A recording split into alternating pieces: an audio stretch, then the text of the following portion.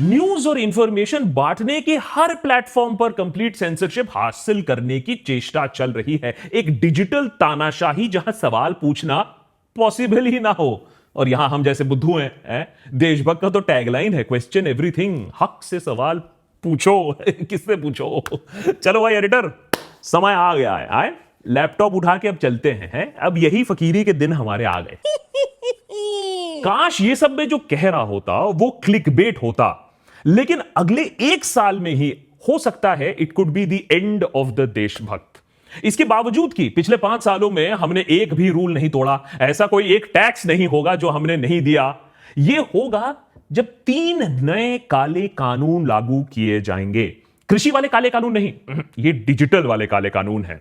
700 से ज्यादा जाने गई किसानों की, लेकिन उन्होंने तो ये कृषि के 3 काले कानून वापस करवा लिए, फार्म लॉज वापस करवा लिए, लेकिन ये डिजिटल काले कानून रोकने के लिए अनफॉर्चुनेटली कोई है नहीं। लेकिन चेष्टा यह है कि कम से कम आपको पता तो चले क्या हो रहा है, क्योंकि ठीक इलेक्टोरल बॉन्ड्स की तरह इसे भी इतनी शातिर तरीके से लाया जा रहा है कि फ्री स्पीच, इंडिपेंडेंट जर्नलिज्म का दम तोड़ा जाए, उसको घोटा जाए और किसी को पता ना चले। और जब तक पता चलेगा, मैंने 5 साल बाद जब सुप्रीम कोर्ट उसकी सुनवाई करेगी, तब तक बहुत देर हो चुकी होगी। ये 3 काले कानून हैं broadcasting services regulation bill, telecommunications act और digital personal data protection act. देशभक्त पर हमें हमेशा से ही पता था कि हमारे दिन तो गिनती के हैं। जैसे कि राजेश खन्ना जी कह गए हैं, हम सब तो रंगमंच की कठपुतलियां हैं जिसकी डोर सुप्रीम लीडर के पास है। कब कौन उड़ जाएगा ये तो सिर्फ सुप्रीम लीडर को ही पता है। और सुप्रीम लीडर को सवाल पूछने वाली मीडिया तो खासकर नापसंद है, आम चूसने वाले सवाल को छोड़कर। मगर शायद हमें भी इस बात का अंदाजा नहीं था कि आप जैसे आम नागरिक के ऊपर भी इस तरीके की बर्बरता होने वाली है, आपके ऊपर भी इस लॉ की गाज गिरने वाली है। आपके सोशल मीडिया फीड पर भी सरकार कंट्रोल रखेगी। कुछ इंस्टा ट्विटर पर गलत पोस्ट कर दिया तो आपके बायोमेट्रिक डेटा से आपको ढूंढ लिया जाएगा और आपके व्हाट्सएप चैट्स तक ओपन कर दिए जाएंगे। आपकी इंटरनेट सर्च हिस्ट्री भी सरकार पता रखेगी। एडिटर तो उसी से ज्यादा परेशान है ना। हाँ बेटा, इंटरनेट सर्च हिस्ट्री। अमृतकाल का तो पता नहीं, लेकिन एक डिजिटल तानाशाही का युग अब हम उसमें प्रवेश कर रहे हैं, जहां सुप्रीम लीडर का पहरा हर जगह होगा और आपकी और हमारी वॉल्यूम होगी 0 पर। कैसे जानते हैं? शुरुआत करते हैं ब्रॉडकास्ट बिल के साथ। आईएनबी मिनिस्ट्री ने 10 नवंबर 2023 को यह बिल रिलीज किया। मिनिस्ट्री चाहती है कि ब्रॉडकास्ट बिल 1995 के जो केबल एक्ट है वो इसे रिप्लेस करे। अब नई टेक्नोलॉजी है, नया कानून है, नया इंडिया है, पर सोच वही पुरानी वाली है कि सरकार हर चीज को कंट्रोल कर सके। आम नागरिक अपने टीवी स्क्रीन पर या अपने मोबाइल फोन पर क्या देखे वो सरकार तय करे। डेमोक्रेसी में इंफॉर्मेशन एक सुपर पावर होती है और सारी की सारी ये जो फोटोशूट्स हैं, ये जो ट्रिप्स हैं, ये धरी की धरी रह जाएंगी। आईटी सेल कुछ नहीं कर पाएगा अगर लोगों के पास सही इंफॉर्मेशन पहुंच गई।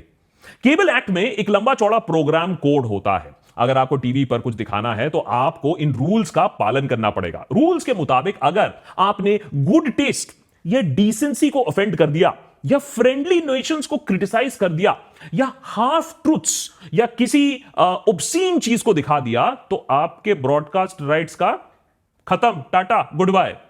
अब ये हाफ ट्रूथ्स क्या है, ऑब्सीनिटी क्या है, ये कोई रैंडम सरकारी अफसर डिसाइड करता है। यानी सरकार को जो इनकन्वीनियंट लगे उसे वो हाफ ट्रूथ बोल दे, उसे वो ऑब्सीन बोल दे। आज डिजिटल चैनल्स, यूट्यूब इतनी पॉपुलर इसलिए हैं क्योंकि लोग उस पर खुल के बोल सकते हैं। लॉ के दायरे में ही बोलना पड़ता है तब भी, लेकिन बिना किसी एक्सेसिव कंट्रोल, बिना किसी लाइसेंस राज, बिना किसी बाबू से परमिशन लिए। लेकिन ये तो प्रॉब्लम है ना सरकार के लिए। और इसीलिए नया ब्रॉडकास्ट बिल, जिसके क्लॉज 19(1) के तहत यह प्रोग्राम कोड ओटीटी प्लेटफॉर्म्स के लिए भी लाया जा रहा है, और क्लॉज 21 जिसके तहत डिजिटल मीडिया पर भी यह लागू होगा। और ओटीटी प्लेटफॉर्म्स के लिए इन बिल्स में एक रजिस्ट्रेशन प्रोसेस भी मैंडेटरी कर दिया गया है। वही पुराना वाला लाइसेंस राज की प्रथा। कंटेंट बनाने के लिए भी बाबू से परमिशन लेना पड़ेगा। पुराने जमाने में हम डुप्लीकेट ट्रिप्लीकेट फॉर्म जमा करते थे, आज के जमाने में हम आधार भरेंगे, डिजिटल बायोमेट्रिक्स भरेंगे, लेकिन मकसद वही है, सरकार का फुल कंट्रोल। रूल तोड़ा तो लाइसेंस रद्द, धंधा बंद। इस डर से सारे प्लेटफॉर्म खुद से ही सेंसरशिप करने लगे हैं। आज भी ये होना शुरू हो गया है, अब रफ्तार और तेज हो जाएगी। देखिए, सबसे अच्छा सेंसरशिप क्या होता है? सेल्फ सेंसरशिप, जहां सरकार को बस थोड़ा सा डराना है, बाकी आप खुद ही करने लगते हो, और फिर अल्टीमेटली आपकी सोच भी ना वैसी बन जाती है। मन में भी कोई ख्याल आएगा ना, आप बोलोगे चुप चुप चुप चुप चुप, ऐसी बातें मत सोचो। तो अगर किसी ओटीटी शो ने ज्यादा गाली गलौज कर दी, हिंदू मुस्लिम लव स्टोरी दिखा दी, या गलती से सुप्रीम लीडर की सरकार पर कोई सवाल उठा दिया, तो ओटीटी शो नहीं, ओटीटी प्लेटफॉर्म का ही खत्म, टाटा गुड बाय। जिस तरीके से आज के डेट में बॉलीवुड को एक प्रोपेगेंडा इंडस्ट्री बनाने की कोशिश चल रही है, ठीक वैसे ही ओटीटी प्लेटफॉर्म्स के साथ भी अब यही होने वाला है। Cutting edge shows, experimental content भूल जाओ, अनुपम खेर, परेश रावल और कंगना का ही राज होगा। सुनने में तो यह भी आ रहा है कि एज अ पनिशमेंट आपको कंगना की पिछले 10 फ्लॉप्स एक साथ रो में दिखाई जाएंगी। अच्छा अच्छा अच्छा अच्छा दीदी, गुस्सा मत हो, वो तो मैं मजाक कर रहा था। तो हो तो कुछ भी सकता है, लेकिन अगर आपके कोई सपने में भी हार्ड हिटिंग डॉक्यूमेंट्री बनाने का ख्याल हुआ हो, या अब देखने का ख्याल हो, तो वो सपना छोड़ दीजिए, क्योंकि आज हार्ड हिटिंग डॉक्यूमेंट्रीज ओटीटी हाथ भी नहीं लगाना चाहती है। अगर शॉर्ट फिल्म बनाए तो ध्यान रखिए कि कहीं उसमें लिव इन रिलेशनशिप के बारे में बात ना हो। क्या पता डिसेंसी ऑफेंड हो जाए किसी बाबू की, और हम तो ये सोच रहे हैं कि हमारी डिसेंसी लेवल तो है ही नहीं, हमारा क्या होगा। शायद देशभक्त को भी सवाल पूछने की ये जो पुरानी गंदी आदत लगी हुई है, उसे भी छोड़ना पड़ेगा, क्योंकि क्लॉज 21 के हिसाब से कोई भी व्यक्ति जो news, current affairs programme broadcast करता हो, चाहे वो ऑनलाइन हो, वेबसाइट हो, सोशल मीडिया इंटरमीडिएटरी यानी यूट्यूब, ट्विटर के माध्यम से भी जो ब्रॉडकास्ट करता हो, उसको भी ये प्रोग्राम कोड फॉलो करना पड़ेगा। चलो भैया एडिटर, हो गया टाइम, अब इसमें शर्म की कोई बात नहीं है। अब पहले पेट्रियन पे मांगते थे, अब सड़क पे मांगेंगे, दे दे दे दे बाबा दे दे। एडिटर चल चल चल, अरे चल मेरे साथ, बता रहा हूं, यही है फ्यूचर डिजिटल कंटेंट क्रिएटर्स का। यानी इंडिपेंडेंट मीडिया ने अगर कोई सवाल पूछ लिया, तो सरकार को जो अगर पसंद नहीं आया, तो सरकार हमारी वीडियो ब्लॉक कर सकती है। बाय द वे, लीगली बोल दूं, यहां कुछ इलीगल काम नहीं हो रहा है, ये सब लीगली होगा, और भारी फाइन भी लगा सकती है, जेल भी हो सकती है, और जेल नहीं भी हो, फाइन और केस में डील करते करते कोर्ट के चक्कर ही चक्की पिसिंग एंड पिसिंग ऑफ द कोर्ट हो जाएगा। और क्या पता कोर्ट इंडिपेंडेंट मीडिया के हक में फैसला करे या ना करे। यहां तो सुप्रीम कोर्ट लोगों को सालों से बेल नहीं दे पा रही है हमारी क्या औकात है। शायद इसीलिए डाला गया है क्लॉज 31, जिसके तहत किसी भी ऑथराइज सरकारी अफसर को अगर लगे कि किसी संस्था ने प्रोग्राम कोड का उल्लंघन किया है, तो उसके दफ्तर जाके, and I quote, he may seize the equipment. आपने सही सुना, बिना किसी कोर्ट ऑर्डर के कोई भी हमारे इक्विपमेंट आकर उठा के ले जा सकता है। लैपटॉप, कैमरा, क्या पता एडिटर का मोबाइल फोन।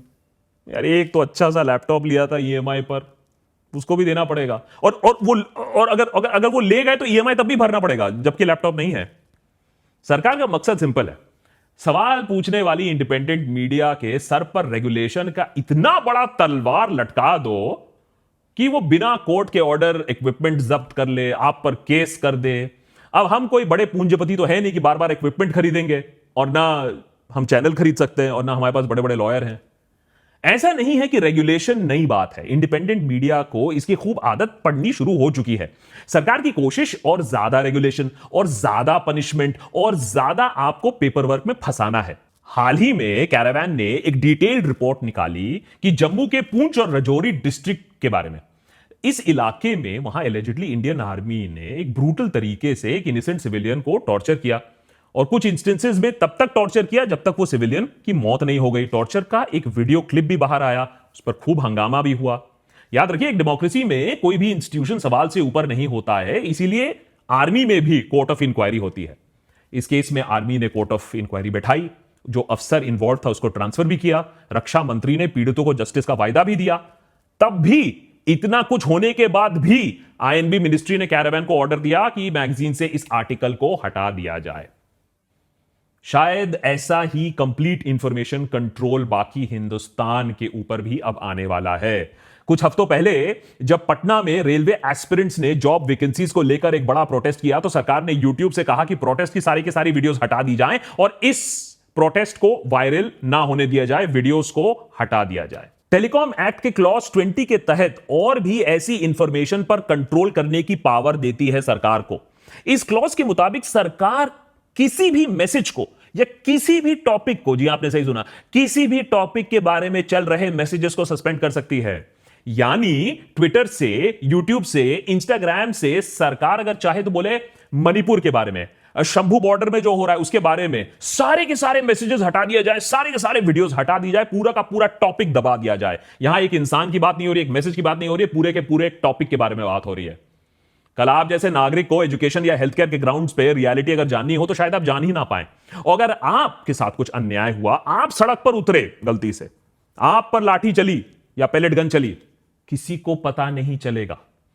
इनफैक्ट इस बार सरकार ने ऑलरेडी फार्मर लीडर्स, एक्टिविस्ट और कुछ जर्नलिस्ट का ट्विटर अकाउंट इंडिया से सस्पेंड कर दिया, और इतनी भारी तादाद पे सस्पेंड कर दिया कि ट्विटर भी उठकर बोला भाई ये हमारे लिए भी शॉकिंग है, थोड़े बहुत करते थे। उन्होंने ऑफिशियली एक रिपोर्ट निकाला कि हम इस बात से सहमत नहीं है, आपने बोला है सस्पेंड करो तो हमें करना पड़ रहा है, लेकिन इस बात से हम सहमत नहीं है। वारे मदर ऑफ डेमोक्रेसी। मान लिया कि आपको न्यूज और ओटीटी से कोई मतलब ही नहीं है, घटिया शोज नहीं देखते हैं, नेगेटिव टाइप यूट्यूबर्स को आप नहीं देखते हैं, देश की हालत से आपको ज्यादा फर्क नहीं पड़ता है, आप फिर भी रिलैक्स नहीं कर सकते हैं क्योंकि ये डिजिटल तानाशाही है, कोई नहीं बचेगा, सबका नंबर आएगा, किसी का पहले किसी का बाद में। ब्रॉडकास्ट बिल के तहत प्रोग्राम कोड सिर्फ इंडिपेंडेंट मीडिया ऑर्गेनाइजेशंस के नहीं, but it will apply to any person जो सोशल मीडिया इंटरमीडिएटरी या कोई भी प्लेटफॉर्म का इस्तेमाल करता है और न्यूज कंटेंट कंज्यूम करता है या उस पर कमेंट करता है। ब्रॉडकास्टिंग बिल की डेफिनेशन से हर इंसान जो यूट्यूब या इंस्टाग्राम पर पोस्ट करता है वो इस बिल और इस रेगुलेशन के अंदर आ जाता है। अगेन मैंने कहा ना कॉम्प्लिकेटेड सिंपल, यानी अगर आप इंस्टाग्राम रील पर एक सवाल पूछते हो और रील वायरल हो जाता है तो आप पर भी वायलेशन का चार्ज लग सकता है, पुलिस आपका घर भी पहुंच सकती है, लैपटॉप आपका, मेरा नहीं आपका भी जा सकता है। सरकार चाहती है कि आप सवाल पूछने से ही परहेज करें ना, सिटीजन जर्नलिस्ट बनने की क्या जरूरत है, आवाज उठाने की क्या जरूरत है। लेकिन गब्बर ने तो कहा था कि जो डर गया वो मर गया, और शायद सरकार यही चाहती है, एक डरी एक मरी हुई जनता जो बस बकरी की तरह मिमियाए और जहां खूंटे में बांध दे सरकार वहीं बधे रहे। और न्यूज और करंट अफेयर्स के अंदर तो कुछ भी आ सकता है, याद है ना, politics is in your pants, politics is in your shirts. आपने कुकिंग शो के अंदर बढ़ती महंगाई के बारे में बात कर दिया, उसको कुछ कह दिया, आप पर भी खतरा हो सकता है। किसी गाड़ी का रिव्यू कर रहे हैं, पेट्रोल के दाम के बारे में आपने बात कर दी, आप पर भी खतरा हो सकता है। अभी हाल ही में दिल्ली हाई कोर्ट ने अरविंद केजरीवाल के एक डेफेमेशन केस में यह कहा कि रीट्वीटिंग भी क्रिमिनल डेफेमेशन के दायरे में आता है, खासकर कि जब आपकी रीच ज्यादा है, क्योंकि रीट्वीटिंग लोग इंडोर्समेंट समझते हैं। तो अगर गलती से आपने कोई आपके ट्वीट को या रीट्वीट को ज्यादा रीच मिल गई तो शायद एक रीट्वीट के लिए आप अंदर हो जाए। चलो भाई एडिटर, कल से ट्विटर भी छोड़ो, त्याग दो, सब पहाड़ में चलते हैं। अब कोर्ट्स के वायलेशन के लिए एक लंबा और कॉम्प्लिकेटेड प्रोसीजर है। इतना ध्यान में रखिए कि रेगुलेटरी बॉडी से कंप्लेंट कोई भी कर सकता है। कोई भी रैंडम ऑनलाइन ट्रोल जाकर कह सकता है कि भाई मेरी डिसेंसी ऑफेंड हो गई या इसने देश के खिलाफ कुछ बोल दिया है। फिर आपको इस कंप्लेंट को सीरियसली लेना होगा और ब्यूरोक्रेटिक प्रोसीडिंग में फंसना होगा। हमारा काम अब हो जाएगा, अरे कंटेंट बनाना छोड़ो, ट्रोल्स पर प्रेम कहानी लिखो, उन्हें समझाओ, नहीं हमारे कहने का ये मतलब था। और जब तक वो सेटिस्फाई नहीं हो जाते हैं आपको उनको जवाब देना पड़ेगा। और ये जो टॉप लेवल कमिटी है जो ये कंप्लेंट्स देखेगी हम लोग जैसे क्रिएटर्स के खिलाफ, ब्रॉडकास्ट एडवाइजरी काउंसिल, उसका गठन यूनियन सरकार करेगी, यानी जो बीजेपी सरकार है वो करेगी। जिस तरीके से आपकी फ्रीडम ऑफ स्पीच और राइट टू इंफॉर्मेशन को खतरा है, उसी तरीके से आपकी प्रिवेसी को भी खतरा है। टेलीकॉम एक्ट के क्लॉज 37 और क्लॉज 29 के मुताबिक हर यूजर को अपने टेलीकॉम सर्विस प्रोवाइडर को वेरीफाइबल बायोमेट्रिक बेस्ड इंफॉर्मेशन देनी पड़ेगी और कोई भी फॉल्स इंफॉर्मेशन या फॉल्स आइडेंटिटी नहीं दे सकते। फोन और इंटरनेट कनेक्शन चाहिए तो पहले बायोमेट्रिक डेटा दो अपना, यानी सरकार और कुछ पूंजीपतियों के पास आपकी सारी बायोमेट्रिक डेटा उनके पास मौजूद होगी। और यह कांड by the way car sales में ऑलरेडी हो चुका है, जब ट्रांसपोर्ट डिपार्टमेंट ने आपके और हमारे कार परचेस के डेटा, आपने गाड़ी कब खरीदी, कौन सी खरीदी, किस कलर की खरीदी, यह सारा प्राइवेट इंश्योरेंस प्लेयर को बेच दिया करोड़ों रुपए में।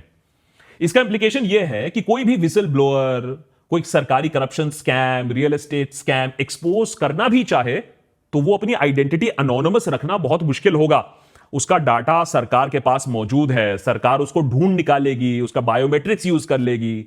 सिर्फ यही नहीं, टेलीकॉम एक्ट के क्लॉज 22A के मुताबिक यूनियन या स्टेट गवर्नमेंट के पास यह पावर भी है कि कोई भी पब्लिक सेफ्टी या किसी भी मैसेज को इंटरसेप्ट कर सकती है पब्लिक सेफ्टी के नाम पर। और सरकारी अफसर को यह मैसेज इंटेलिजिबल फॉर्मेट में पढ़ने का हक है। माने अगर मैसेज इंक्रिप्टेड है तो प्लेटफॉर्म को डिक्रिप्ट करके देना होगा। अब आप सोचते हैं कि आपका व्हाट्सएप इंक्रिप्टेड है, तो यह भी सुन लीजिए। क्लॉज 19F के मुताबिक सेंट्रल गवर्नमेंट नोटिफाई करेगी कि इंक्रिप्शन स्टैंडर्ड्स क्या होने चाहिए, यानी आपके पर्सनल मैसेजेस पर ताला किस प्रकार का होगा, चाबी किस शेप का होगा, यह सुप्रीम लीडर तैयार करेंगे। अभी तक तो सरकार ने कोई इंक्रिप्शन नोटिफिकेशन जारी नहीं किया है, पर अभी तो लॉ बने सिर्फ 2 ही महीने हुए हैं। अगर 2024 का चुनाव हो जाता है, आएंगे वही हो जाता है, तो शायद यह मास्टर स्ट्रोक बहुत जल्द खेला जाएगा। सरकार को अगर कोई इंटरसेप्टेड व्हाट्सएप मैसेज इंटेलिजिबल बनाना है तो एंड टू एंड इंक्रिप्शन खत्म करना पड़ेगा। इसका नतीजा सिर्फ सरकारी सर्वेलेंस नहीं है, कोई भी हैकर, कोई भी आईटी सेल वाला बंदा आपके मैसेजेस, आपके बच्चों के मैसेजेस हैक कर सकता है, लीक कर सकता है, ब्लैकमेल कर सकता है, रिवेंज कर सकता है। तो अगर आप एंड टू एंड इंक्रिप्शन हटाते हो तो इसका पूरे सोसाइटी पर बहुत बड़ा इंपैक्ट पड़ सकता है। पहले आरटीआई एक्ट में यह था कि किसी भी सिटीजन का पर्सनल डेटा मांगा जा सकता है अगर वो डेटा पब्लिक इंटरेस्ट में है। यानी सिंपल भाषा में, अगर किसी पॉलिटिशियन का कोट कितने रुपए का है तो पब्लिक ऑफिशियल या बिल्डर के पास कितने एसेट्स हैं वगैरह वगैरह, ये सारी चीजें हम निकाल सकते थे। लेकिन अब under digital personal data protection act, ये क्लॉज 44(3) के द्वारा ये पब्लिक इंटरेस्ट का जो एक्सेप्शन है उसे हटा दिया गया है। तो अब लोगों को, अफसरों को, नेता टाइप लोगों को एक्सपोज करना और भी मुश्किल हो गया। पर हां, उल्टा देखिए, क्लॉज 17(2) के तहत कोई गवर्नमेंट बॉडी जिसको स्टेट या सेंट्रल गवर्नमेंट ने नोटिफाई किया है, वो इस डेटा प्रोटेक्शन एक्ट के प्रोविजन से एग्जेम्प्ट है। वो जनता का डेटा पोजेस कर सकता है, लेकिन उसको अपना डेटा किसी को नहीं दिखाना है। सरकार ने पब्लिकली अवेलेबल डेटा स्क्रैपिंग को भी इलीगल नहीं करार किया है। यानी कोई भी आईटी सेल लार्ज लेवल पर लोगों का Twitter, Facebook, Instagram data, public data, उसको कलेक्ट कर सकता है, उसे प्रोसेस कर सकता है, उसे इस्तेमाल कर सकता है। अब किस चीज के लिए, यह तो देखना पड़ेगा। इस पर डिजिटल एक्सपर्ट्स ने आशा जताई है कि इसमें गलत है, लेकिन फिर न्यू इंडिया है, एक ऐसी डिजिटल तानाशाही जहां सरकार और उनके पूंजीपति दोस्त के पास आपके बायोमेट्रिक डेटा अवेलेबल होगा, जहां इंक्रिप्शन तो आईटी सेल हैकर फ्रेंडली बनाया जाएगा, पर सरकार और पूंजीपतियों से आरटीआई आप नहीं कर सकते हो। उनकी प्राइवेसी आपकी और हमारी राइट्स और प्राइवेसी, वो मजाक है। और अगर आपने इस अत्याचार पे या किसी और अत्याचार पे वीडियो बनाने की हिमाकत की तो भैया कुछ रीट्वीट कर दिया तो लॉ का डंडा आपके ऊपर पड़ेगा। यानी इक्विपमेंट आप अपना बचाओ तो सवाल पूछना छोड़ दो, प्राइवेसी बचाना चाहते हो तो इंटरनेट और व्हाट्सएप छोड़ दो। इस डिजिटल इंडिया में privacy and rights of citizens का कोई ज्यादा स्कोप नहीं है। अगली बार जब रात को थक हार कर आप यूट्यूब पर देशभक्त का लेटेस्ट वीडियो देखने आओ तो शायद आपको वीडियो अनअवेलेबल दिखाई दे, लाठी हम पर पहले चलेगी, पर आप और ज्यादा कॉन्फिडेंट मत रहिए, क्योंकि उसके बाद बारी आप ही की आएगी और तब आपके पक्ष में बोलने वाला ज्यादा कोई नहीं रहेगा। बेचारे स्टूडेंट्स के साथ आजकल ऐसा ही हो रहा है। इतने सारे स्कैम्स हो रहे हैं एंट्रेंस टेस्ट को लेकर, लेकिन नेशनल लेवल पर एक स्टूडेंट लीडर नहीं है उनकी आवाज सुनने के लिए, उनकी पुकार सुनने के लिए, उनके डिमांड्स सरकार के सामने रखने के लिए। और इस सब का सॉल्यूशन अगर आप मुझसे पूछो तो बहुत आसान है। आपको ए, अपनी आंखें खोलनी है, 2, फैक्ट्स देखनी है, और 3, सवाल पूछने हैं। थोड़ा प्रोएक्टिव होने की जरूरत है। पिछले एपिसोड में मैंने आपको एक चैलेंज दिया था और वो चैलेंज आप लोग ने ऑलमोस्ट पूरा कर दिया है इस एपिसोड को रिकॉर्ड करते समय, और उसमें जो मैंने प्रॉमिस किया वो भी करूंगा। लेकिन इस बार चैलेंज नहीं दे रहा हूं, एक रिक्वेस्ट दे रहा हूं। डिजिटल के माध्यम से बहुत अच्छा काम हो रहा है, एक्टिविज्म, पत्रकारिता। आपसे रिक्वेस्ट है कि आज के डेट पर जाकर एक चैनल को आप जाकर सब्सक्राइब कर दो। मैं फंडिंग की बात नहीं कर रहा हूं, मैं कह रहा हूं एक किसी भी अपने मनपसंद चैनल को जो अच्छा काम कर रहा हो उसे सब्सक्राइब कर दो। लोगों के लिए मैटर करता है। हमारा चैनल पसंद है तो अच्छी बात है, उसे सब्सक्राइब कर दो। इंटरनेट फ्रीडम फाउंडेशन जैसी डिजिटल राइट्स ऑर्गेनाइजेशंस हैं, आप जाकर उन्हें सब फंड कर सकते हैं या उन्हें सपोर्ट कर सकते हैं, उन्हें सब्सक्राइब कर सकते हैं। उनके आर्टिकल्स के लिंक मैंने डिस्क्रिप्शन में नीचे देके रखे हैं। कुछ भी करिए, लाइक करिए इस वीडियो को, सब्सक्राइब करिए हमें, किसी और को अगर हमारी शक्ल पसंद नहीं है, लेकिन चुप मत बैठिए।